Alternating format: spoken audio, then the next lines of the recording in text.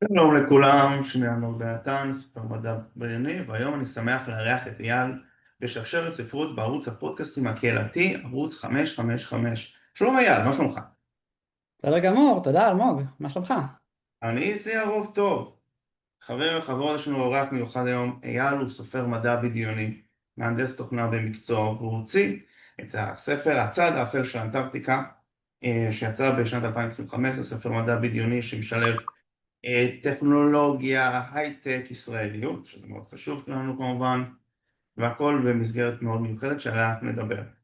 אז אייל, בוא נתחיל בזה שתציג את עצמך. מי אתה, מה אתה?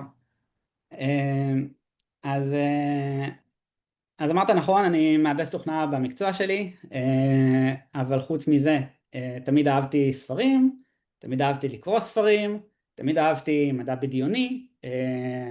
אני לא יודע אם דווקא בפורמט של ספרים, אבל בפורמט של סרטים וסדרות. מאוד התחברתי לז'אנר, מאוד התחברתי לרעיונות הפילוסופיים, המדעיים, שאלות של מה אם דברים היו אחרת, מה יקרה בעתיד, שאלות מהסוג הזה העסיקו אותי, והביאו אותי בעצם גם ככה לגבש מספיק רעיונות וחומרים בשביל הספר שלי, שנראה ככה, קצת כמו הרקע, שבו בעצם הגעתי למסקנה שיש לי מה להגיד לעולם, ולא סתם להגיד, אלא לכרוך את זה בתוך איזשהו סיפור שהוא גם מעניין ומותח, וככה יצא לאור יפה, הצד האפל יפה שלנו. מאוד. אתה לאורך השנים אתה קראת בעיקר מדע בדיוני או... לא, בתור קורא אני חושב שהייתי דווקא מאוד מגוון, עדיין, ו... ולכן אין לי איזו השכלה סופר מומחיות לגבי כל כתבי אסימוב והיינלין, דווקא נחשפתי אליהם בגיל יחסית מאוחר.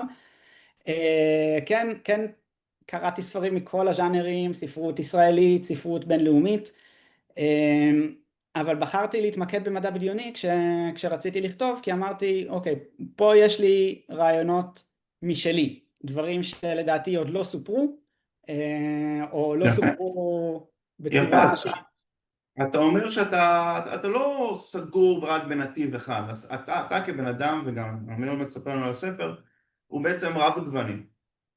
נכון, כן, כן. יפה, אז בוא תספר לנו קצת על מה הצד האפל של אנטארקטיקה. למרות שבאיור מאחוריך הוא נראה נורא בהיר. אה, לא סתם בהיר, אלא קודם כל אנטארקטיקה אצלי אסוציאטיבית זה מזוהה בתור מקום מאוד לבן, מאוד ככה בוהק, והעלילה של הסיפור מתרחשת בינואר, שזה הקיץ באנטארקטיקה, אז יש שם אור יום כל הזמן, אז דווקא בקטע הזה אין שם צדדים אפלים, הצדדים האפלים מתגלים בהדרגה.